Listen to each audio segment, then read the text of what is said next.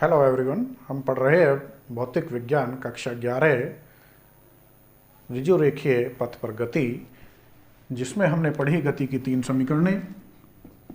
तीनों का डेरिवेशन हमने पढ़ा, जिसमें फर्स्ट इक्वेशन प्रथम समीकरण v बराबर u प्लस ए टी, और दूसरी समीकरण हमने पढ़ी s बराबर U T plus 1/2 A T square, और तीसरी समीकरण हमने पढ़ी v स्क्वायर बराबर u स्क्वायर प्लस 2as। अब हम पढ़ेंगे किसी एक पर्टिकुलर सेकंड में, किसी एक विशेष सेकंड में चली गई दूरी। उस विशेष सेकंड को हम t भी मान सकते हैं, n भी मान सकते हैं। यहाँ पे हम लिखते हैं n वे सेकंड में चली गई दूरी।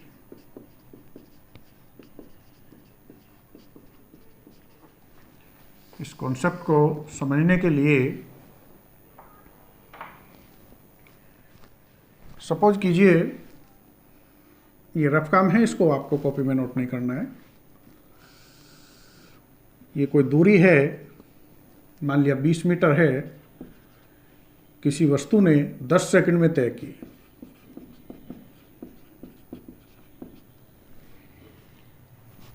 एक सेकंड कम में जो दूरी इसने तय की वो सपोज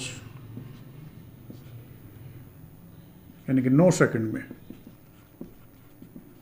18 मीटर की वस्तु है। 9 सेकंड में 18 मीटर चली, 10 सेकंड में 20 मीटर चली। तो उस 10वें सेकंड में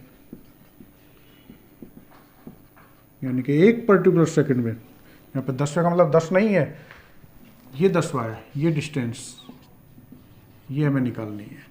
इसको हम जो रिप्रेजेंट करेंगे वो एस एन एथ,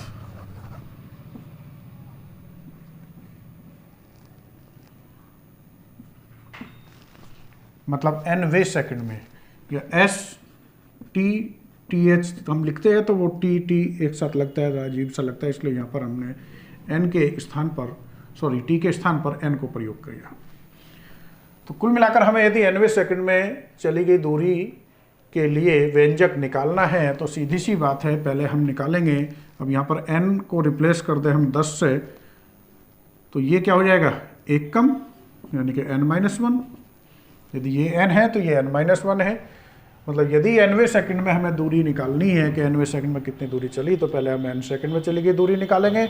उसके बाद एक सेकंड कम यानी कि पहले, एक सेकंड पहले तक कितनी दूरी चली वो निकालेंगे, और दोनों का डिफरेंस यानी कि n सेकंड में से एक सेकंड पहले तक चली गई दूरी को घटा दे, तो उस पर्टिकुलर एक सेकंड में या nवें सेकंड में उस n की वैल्यू कुछ भी हो सकती है, 1 2 3 4 5 6, 2 से लेकर 1 तो नहीं होगी।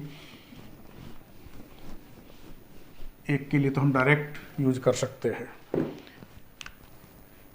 लिखेंगे इसमें किसी वस्तु द्वारा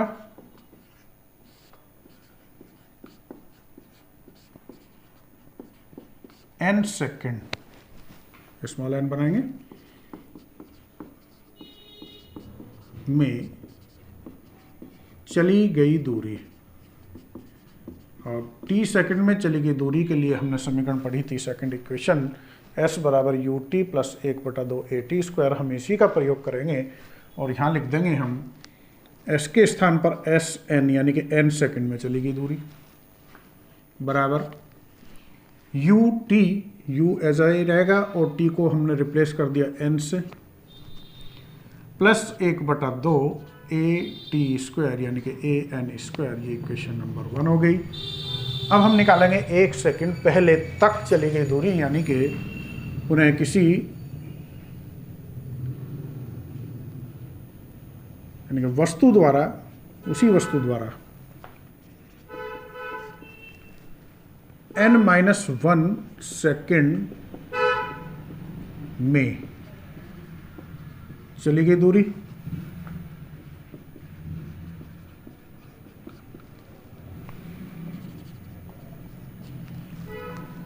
एस एन को हम n को रिप्लेस करेंगे n-1 से, ये बराबर हो जाएगा u n के स्थान पर n-1 प्लस 1/2 a n के स्थान पर n-1 का होल स्क्वायर। ये आ गई इक्वेशन नंबर 2। अतः वस्तु द्वारा n वे, या इसको nth सेकंड में चली गई दूरी,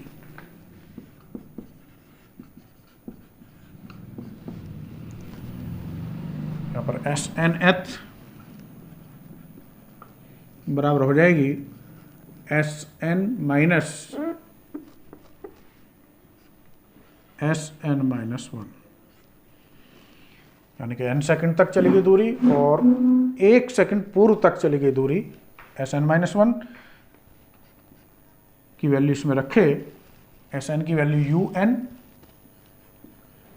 plus 1/2 a n square minus ये इक्वेशन u n-1 प्लस 1/2, ये एज इट इज लिखेंगे a इंटू n-1 का होल स्क्वायर। ये ब्रैकेट ओपन करेंगे, इसको भी हटा सकते हैं, un plus 1/2 a n square minus, पहले इस ब्रैकेट को लगा रहने देते हैं, तो minus plus minus u into n-1 और ये minus plus minus 1/2 a into n-1 का होल स्क्वायर। अब इसमें हम देखेंगे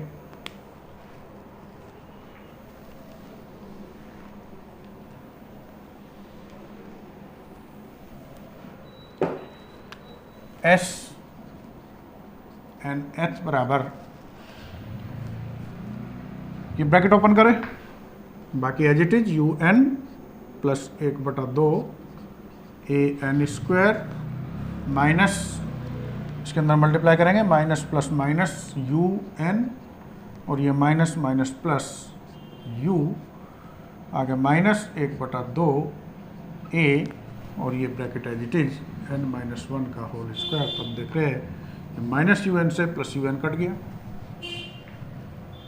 इन दोनों में 1/2 a हमें दिखाई दे रहा है जो कि कॉमन है, इसको बाहर निकाल लेते हैं Snth बराबर, और इसको अलग लिख लेते हैं u प्लस 1/2 a हमने कॉमन लिया, तो यहाँ बचा केवल n स्क्वायर माइनस यहाँ बचा n-1 का होल स्क्वायर। तो u प्लस 1/2 a, ये n स्क्वायर माइनस, जिसका होल स्क्वायर खोलेंगे तो पहले का वर्ग प्लस दूसरे का वर्ग, और चूंकि बीच में माइनस है तो माइनस दोनों की गुणा का दुगना। अब ये ब्रैकेट ओपन करें, तो u plus 1/2 a n square minus plus minus n square, ये माइनस प्लस माइनस 1 और माइनस मिलकर हो जाएंगे प्लस 2n। अब हम देख रहे हैं कि ये n स्क्वायर प्लस का है माइनस का, तो ये कैंसिल, और इस इक्वेशन को हम लिख देंगे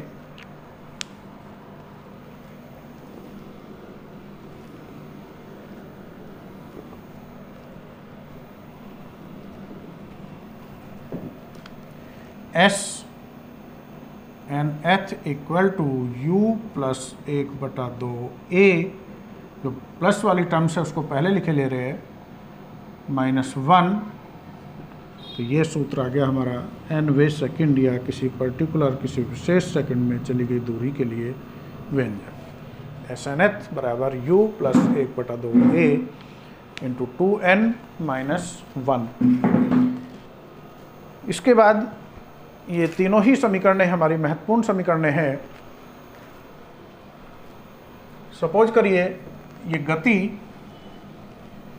गुरुत्व के अंतर्गत हो रही है, गुरुत्वाधीन हो रही है, तो हम लिखेंगे इसमें नेक्स्ट हेडिंग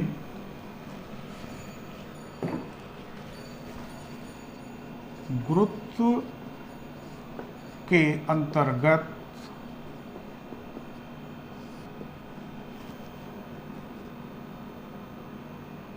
गति। अब यहां पर दो कंडीशन आती है कि कोई भी बॉडी, कोई भी वस्तु पृथ्वी तल, ये हम आगे गुरुत्वाकर्षण में पढ़ेंगे कि जो जी का मान है, जो गुरुत्वीय त्वरण है, वो किस तरह से वेरी करता है, कहाँ घटता है, कहाँ बढ़ता है, कि वो पृथ्वी तल से ऊपर जा रही है या ऊपर से पृथ्वी तल की ओर आ रही है।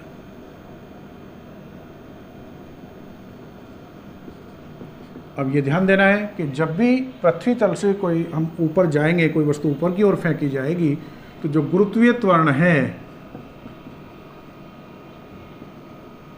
वो घटेगा।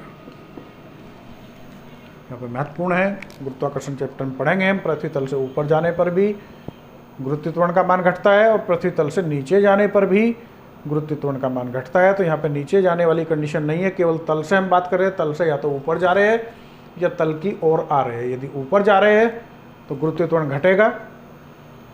और इन तीनों ही समीकरणों में तो यहाँ पे पहली कंडीशन आती है पृथ्वी तल से ऊपर जाने पर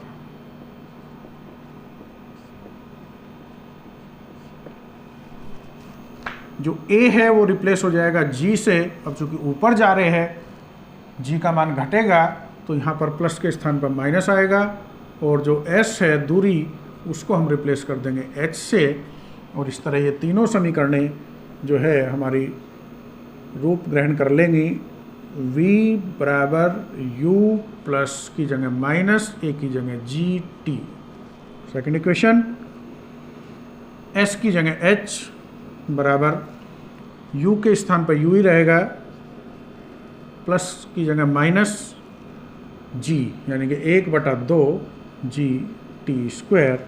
और थर्ड इक्वेशन होगी V स्क्वायर बराबर U स्क्वायर माइनस, प्लस की जगह माइनस 2G S की जगह H। तो ये तीनों समीकरणें गुरुत्व के अंतर्गत होंगी और पृथ्वी तल से ऊपर जाने पर होगी। इसी में इसको फर्स्ट के बजाय A पार्ट डाल लेते हैं। B पार्ट आता है कि वो पृथ्वी तल की ओर आ रही है, बजाय पृथ्वी तल से ऊपर जाने के उस वस्तु को किसी ऊंचाई से नीचे की ओर गिराया जा रहा है। तो B पार्ट ऊपर से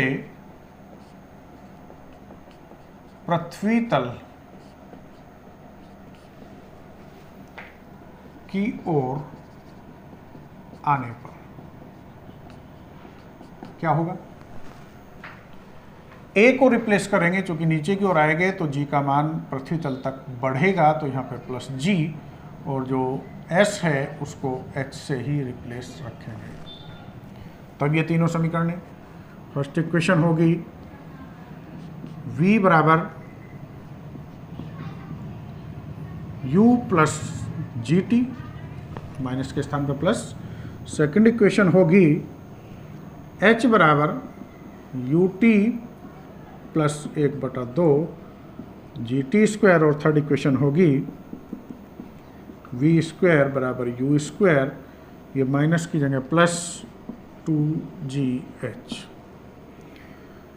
तो ये कंडीशन होगी यदि वस्तु किसी ऊंचाई से पृथ्वी तल की ओर आ रही है, तब A के स्थान पर प्लस G का प्रयोग करेंगे और S के स्थान पर H का प्रयोग करेंगे।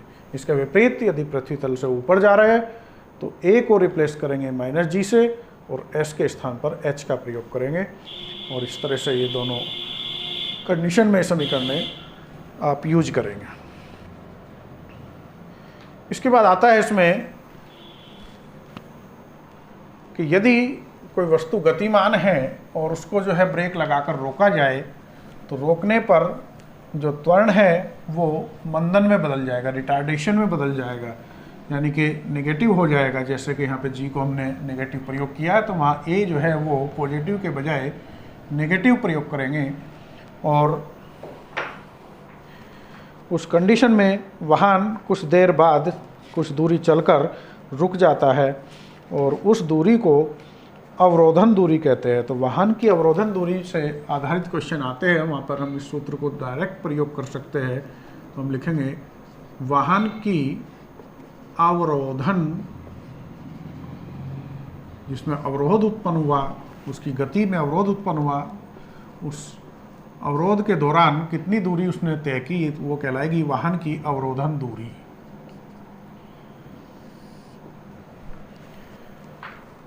तो यहाँ पर जो कंडीशन आएगी,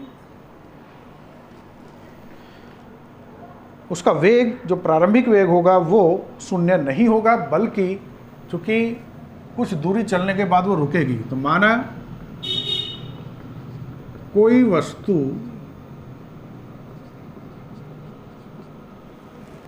u वेग से गतिमान है,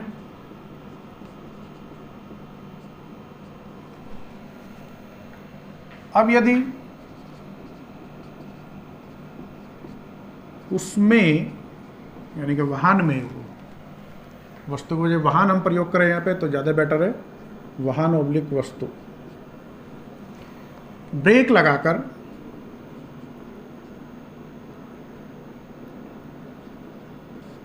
मंदन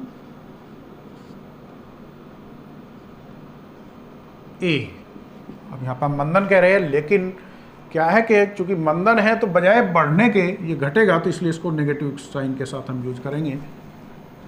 उत्पन्न हो तो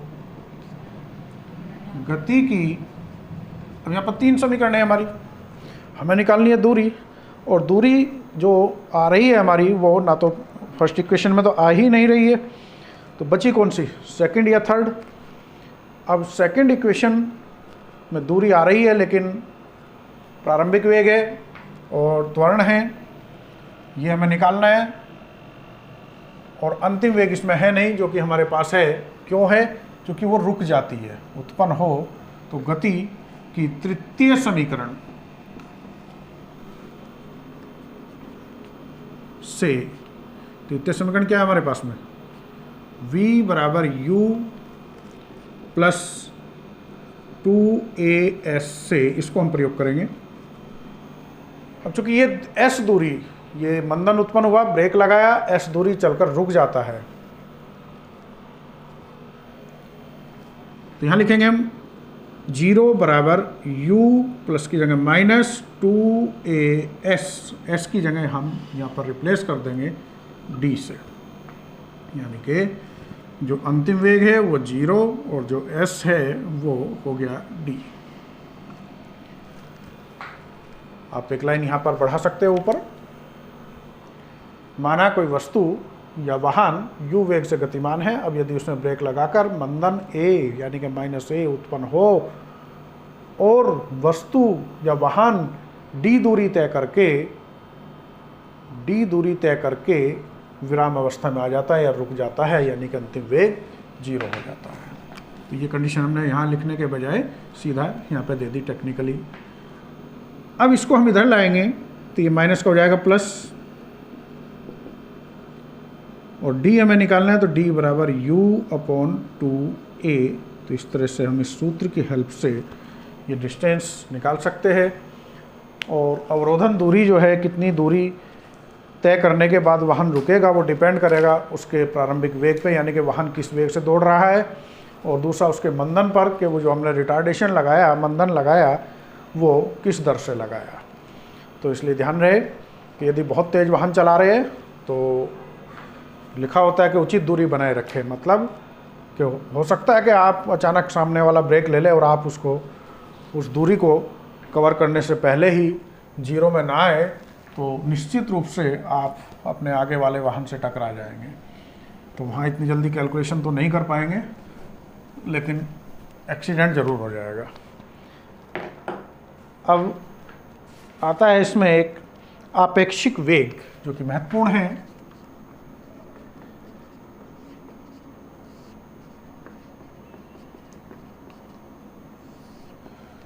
देखिए कोई भी दूरी, कोई भी वेग, कोई ये जो है वेग निकालना है या ये हमें एक कंपैरिजन करना होता है, मोस्टली कंपैरिजन हमारे किए जाता है मूल बिंदु से।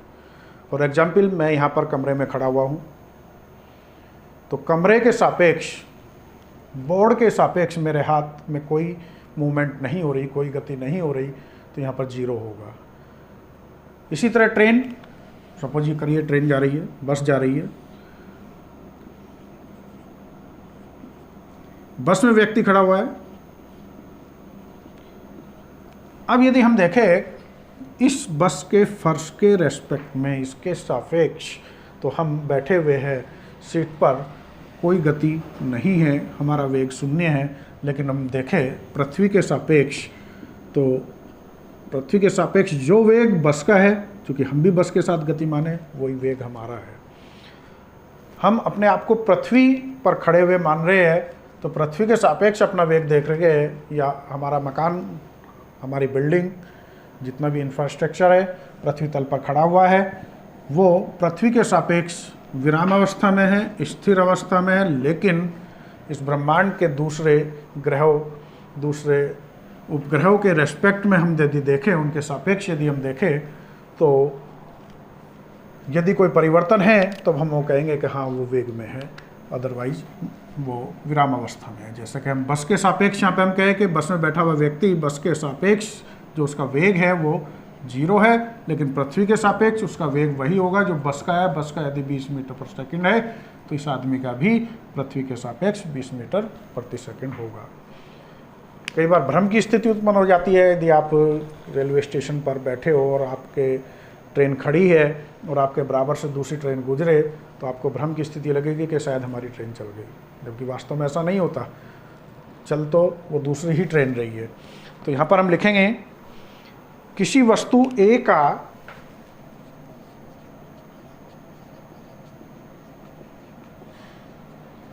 वह आभासी वेग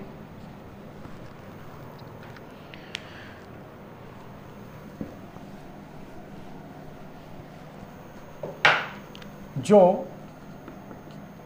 वस्तु B से प्रेक्षित, मतलब देखा जा रहा है,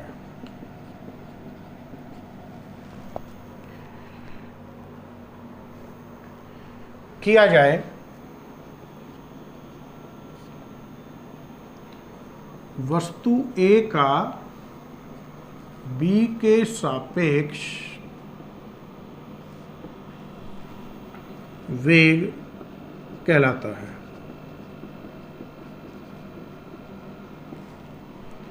इसको हम प्रदर्शित करेंगे, v बेस में a का b के सापेक्ष है, तो ab।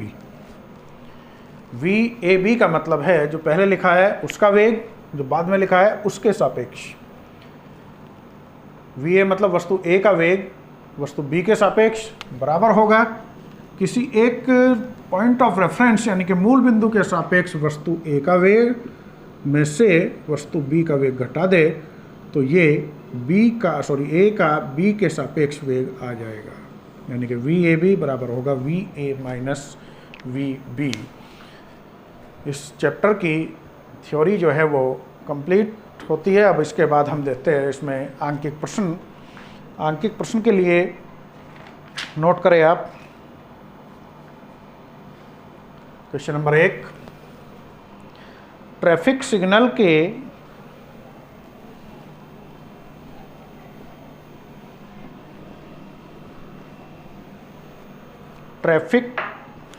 के हरा होते ही एक कार 2 मीटर प्रति सेकंड स्क्वायर के त्वरण से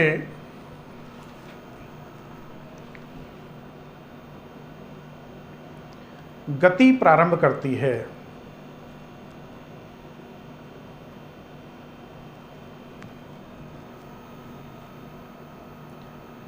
ठीक उसी क्षण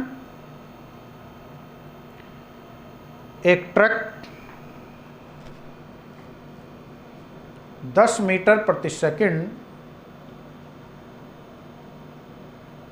की नियत चाल से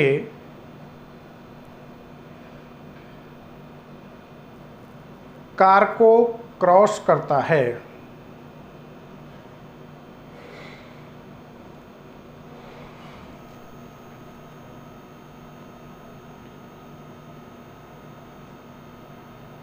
तो कार से कितनी दूर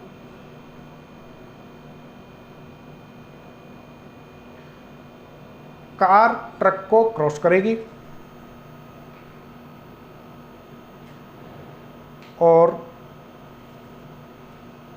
उस क्षण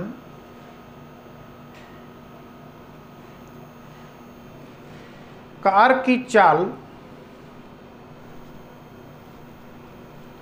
कितनी होगी।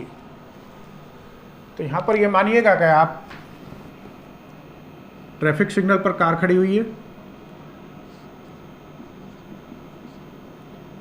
और इसका चूंकि खड़ी हुई है तो प्रारंभिक वेग 0 हुआ, लेकिन जैसे ही बत्ती हरी होगी कार धीरे धीरे आगे बढ़ती है और इसका जो त्वरण है वो 2 मीटर पर सेकंड स्क्वायर है, जिससे ये कार आगे बढ़ती है।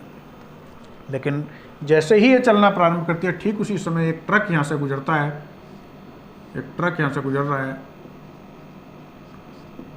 जिसकी चाल जो है वो 10 मीटर पर सेकंड है और नियत चाल है, कोई अंतर इसमें नहीं आ रहा, यानी कि ये 10 मीटर पर सेकंड की चाल से ही चलता चला जा रहा है।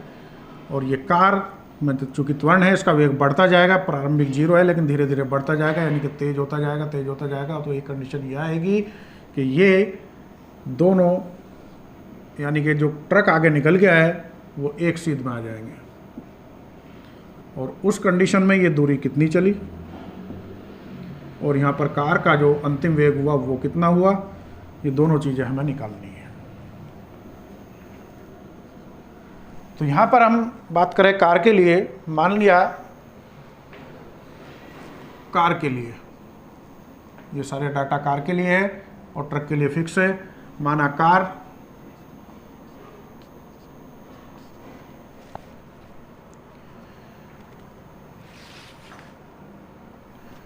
S दूरी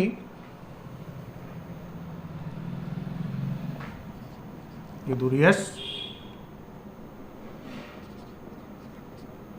पर t सेकंड में जा रही है, पहुंच रही है, चूंकि समय नहीं दिया तो वो भी हमने मान लिया। माना कार S दूरी पर t सेकंड में ट्रक को क्रॉस करेगी।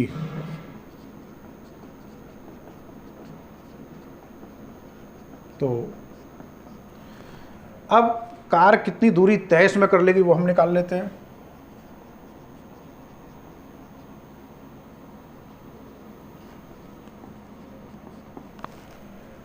दूरी के लिए यहाँ पर इक्वेशन यूज करेंगे S बराबर U T plus 1/2 AT square से।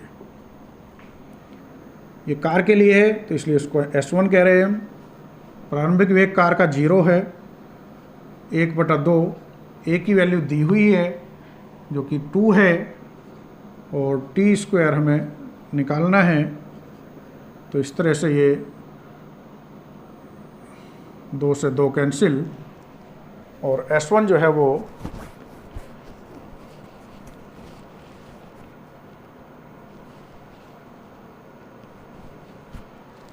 t स्क्वायर के बराबर हो गया।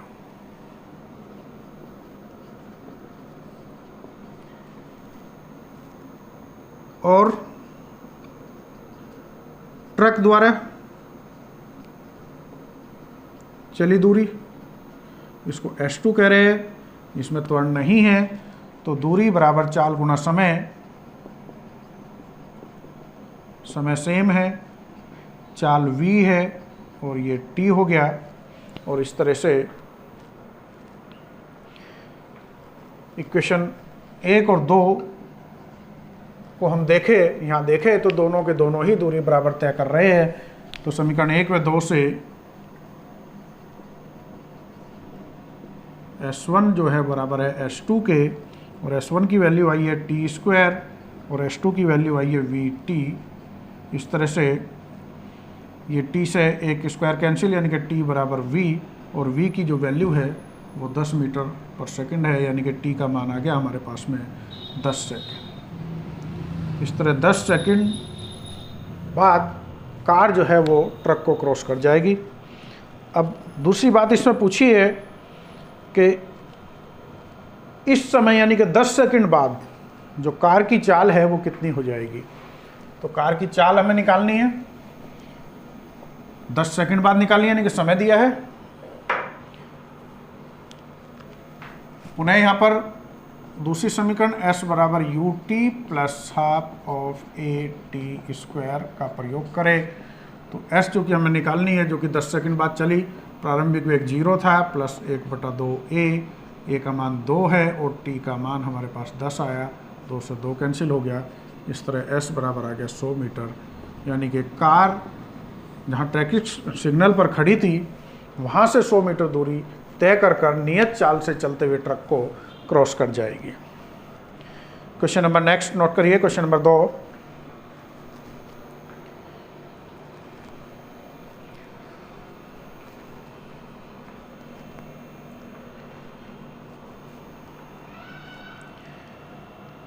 यदि कोई कार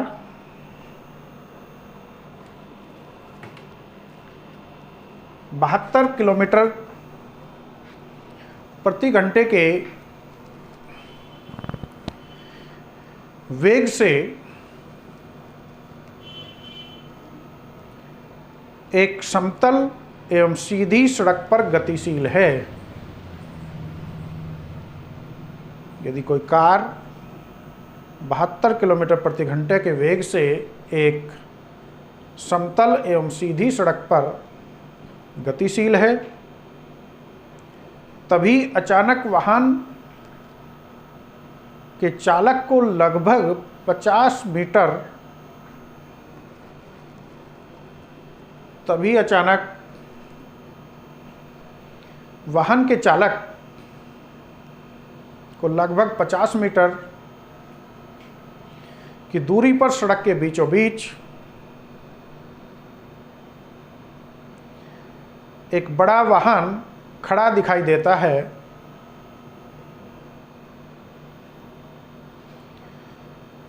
अब वाहन चालक को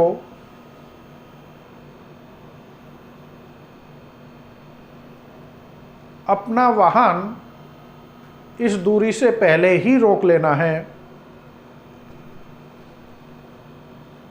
अतः वह तीक्ष्ण ब्रेक लगाकर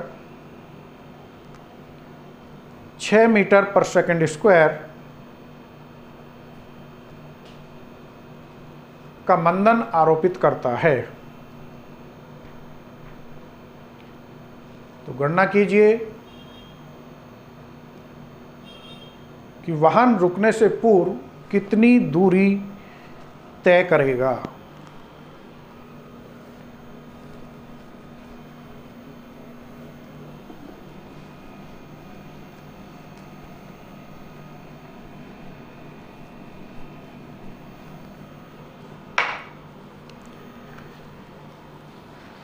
यहाँ पर जो वाहन चल रहा है उसका प्रारंभिक वेग जो है वो 72 किलोमीटर पर आवर है, और किलोमीटर पर आवर को हमें चेंज करना है मीटर पर सेकंड में। अब यहाँ पर हम बात करें किलोमीटर पर आवर, किलोमीटर को बदलना है मीटर में तो 1000 मीटर, और आवर को बदलना है, घंटे को बदलना है सेकंड में तो 1 घंटे में 60 मिनट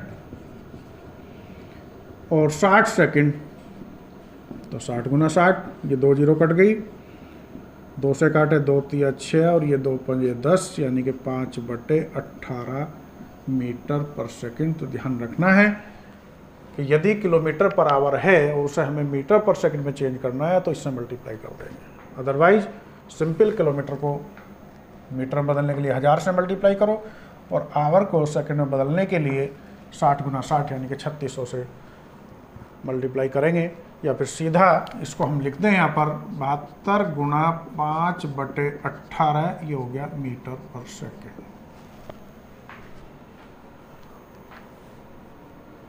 अब 18 से ये सीधा सीधा कट जाएगा 4 बार, और 4 की गुणा 5 में करेंगे तो 20 मीटर पर सेकंड की चाल से जो है वो वाहन चालक अपने वाहन को चला रहा है, लेकिन अचानक देखता है कि आगे लगभग 50 मीटर की दूरी पर कोई बड़ा वाहन, एक्सीडेंटल वाहन, खराब हुआ वाहन खड़ा हुआ है और उससे पहले ही उसे रोकना है तो ब्रेक लगाता है। ब्रेक लगा के जो वो मंदन उत्पन्न कर रहा है वो 6 मीटर पर सेकंड स्क्वायर का है।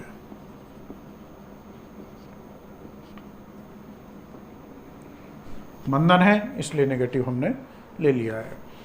अब कितनी दूरी में वो वाहन रुक जाएगा या वो टकराएगा या नहीं रुकेगा, उसके लिए हमने सूत्र निकाला है d बराबर u² / 2a का प्रयोग करेंगे, यानी कि कितनी डिस्टेंस वो कवर कर लेगा वो डिस्टेंस हमें निकालनी है।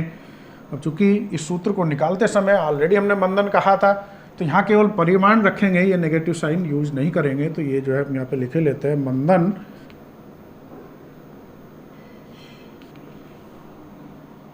ये पॉजिटिव वैल्यू हम इसमें रखे ले रहे हैं।